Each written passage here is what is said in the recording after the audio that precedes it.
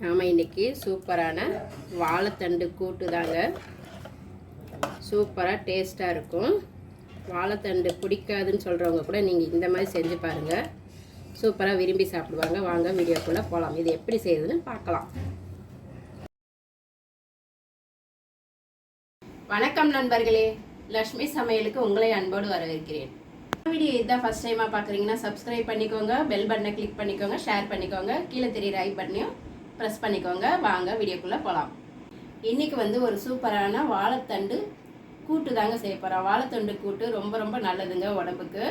வாழைத்தண்டுவே நம்மளுக்கு வாரத்தில் ஒரு வாட்டி சேர்த்துக்கிட்டாவே ரொம்ப நல்லது உடம்புக்கு. அதை வச்சு ஒரு கூட்டு செய்யலாம். எப்படி செய்கிறதுன்னு பார்க்கலாம் வாங்க. இப்போ நான் வாழைத்தண்டு கூட்டு செய்கிறதுக்காக வாழைத்தண்டு இந்த மாதிரி பொடியாக கட் பண்ணியிருக்கேங்க. இதை நான் ஒரு குக்கரில் சேர்த்துக்கலாம். நம்ம வாழைத்தண்டு எப்பயுமே கட் பண்ணிவிட்டு தண்ணியில் போட்டு மோர் போட்டு வச்சாதான், தயிர் மோர் எதுவாக இருந்தாலும் பரவாயில்ல போட்டு வச்சுட்டா உங்களுக்கு அது கலர் மாறாமல் இருக்குங்க. வாழைத்தண்டு போட்டுட்டேங்க. நான் வாழைத்தண்டு 200 கிராம் இருக்கும். சின்ன வாழைத்தண்டு தான் கிடச்சிது, அதனால் 200 கிராம் வாழைத்தண்டு. அதுக்கு தகுந்த மாதிரி மெஷர்மெண்ட் சொல்கிறேங்க. இதுக்கு துவரம்பருப்பு நான் 1 மணி நேரம் ஊற வச்சேன். ஊற வச்சுட்டு எடுத்துருக்கிறது. இது 50 கிராம். 50 கிராம் துவரம்பருப்பு. கடலப்பருப்பு 50 கிராம். இதுவும் நம்ம ஊற போட்டு வச்சோம்னா நம்ம கொஞ்சம் நல்லா வேகும். அதனால தான் இதில் ஒரு வெங்காயம் இந்த மாதிரி கட் பண்ணியிருக்கேன், அதையும் போட்டுக்கலாம். தக்காளி 1, அதையும் கட் பண்ணிவிட்டு போட்டுருக்கேன். 3 பல் பூண்டு பொடியாக கட் பண்ணியிருக்கேன். 2 பச்சை மிளகாய் நீட்டாக கட் பண்ணியிருக்கேன். அதை இப்போ இதுக்கு தேவையான அளவு மஞ்சத்தூள் போட்டுக்கிறேன். உப்பு தேவையான அளவு போட்டு கொஞ்சம் தண்ணி ஊற்றி நம்ம கலந்து விட்டுக்கலாம்.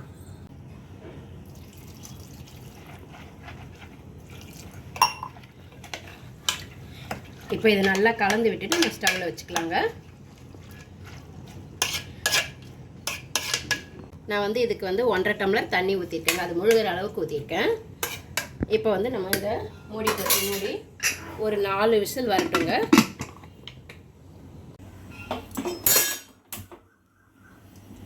இது 4 விசில் வரட்டும், அதுக்கப்புறம் பார்க்கலாம்.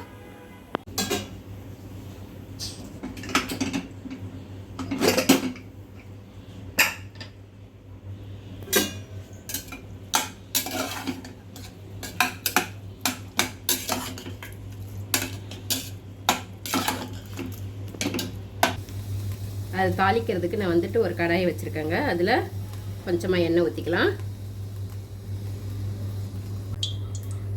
கடுகு போட்டுக்கலாம். 1 ஸ்பூன் உளுத்தம்பருப்பு, 3/4 ஸ்பூன் சீரகம்,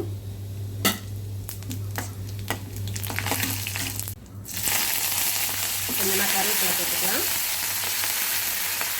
வெங்காயம் நான் சின்ன வெங்காயம் ஒரு 10 பல் இருக்கிற மாதிரி எடுத்து வச்சுருக்கேன். அதையும் நல்லா வதக்கிக்கலாங்க. சின்ன வெங்காயம் போட்டால் நல்லா டேஸ்ட்டாக இருக்கும். உங்களுக்கு சின்ன வெங்காயம் கிடைக்கலன்னா நீங்கள் பெரிய வெங்காயம் கூட இதே மாதிரி போட்டுக்கலாம். ஒரு 3 காஞ்ச மிளகாய் இந்த மாதிரி 2ஆக கட் பண்ணியிருக்கேன், அதையும் போட்டு இதில் தாளிச்சிக்கலாம். இது எல்லாமே நல்லா கொஞ்சம் வதங்கி வரட்டுங்க. வெங்காயம்லாம் கொஞ்சம் நல்லா கண்ணாடி பதங்கட்டும். 3 பல் பூண்டு பொடியாக கட் பண்ணியிருக்கேன், அதையும் போட்டுக்கிறேன். இதில் கொஞ்சம் நம்ம பெருங்காயத்தூள் போட்டுக்கலாங்க. போட்டு இது நல்லா கலந்து விட்டுட்டு வேக வச்ச அந்த கூட்டில் இதை சேர்த்துக்கலாம்.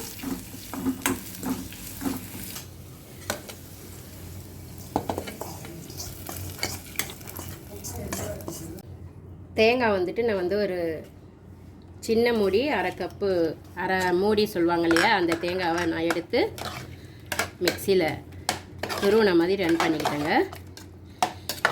இதில் நம்ம எல்லாம் போட்டு ஒன்றா கலந்துட்டு இது ஒரு 2-3 நிமிஷம் கொதிக்க விடலாம்.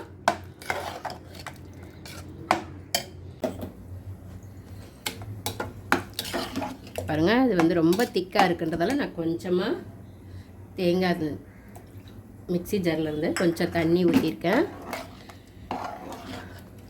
இது கொதித்து வரும்போது நல்லா திக்காயிடும். இதுலேயே நீங்கள் வந்து உப்பு காரம் எல்லாம் பார்த்துட்டு நல்லா கொதி வந்ததும் ஸ்டவ் ஆஃப் பண்ணிக்கலாம். சூப்பரான வாழைத்தண்டு கூட்டு. நிறைய பேருக்கு வந்துட்டு வாழைத்தண்டு எடுத்துக்க மாட்டாங்க, சாப்பிட பிடிக்காதுன்னு சொல்லுவாங்க. அந்த மாதிரி அவங்களுக்கு நீங்கள் இந்த மாதிரி கூட்டு செஞ்சு கொடுத்தீங்கன்னா ரொம்ப சூப்பராக சாப்பிட்ருவாங்க. சாதத்தோடு வச்சு சாப்பிடும்போது ரொம்ப அருமையாக இருக்குங்க.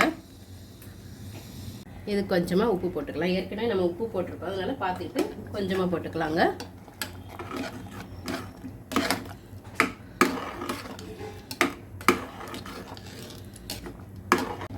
பொடியை நறுக்குனா கொத்தமல்லி போட்டுக்கலாம். போட்டு கலந்து விட்டு நம்ம ஸ்டவ் ஆஃப் பண்ணிக்கலாம்.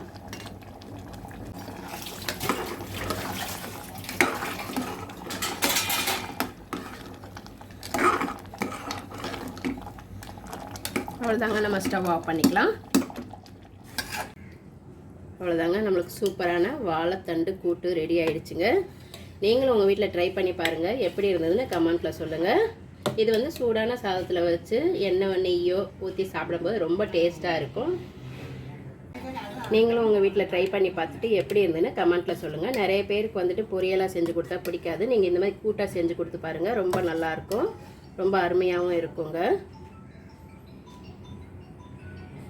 அடுத்த வீடியோவில் வேறு ஒரு டிஷ்ஷோடு சந்திக்கிறேன். நன்றி, வணக்கம்.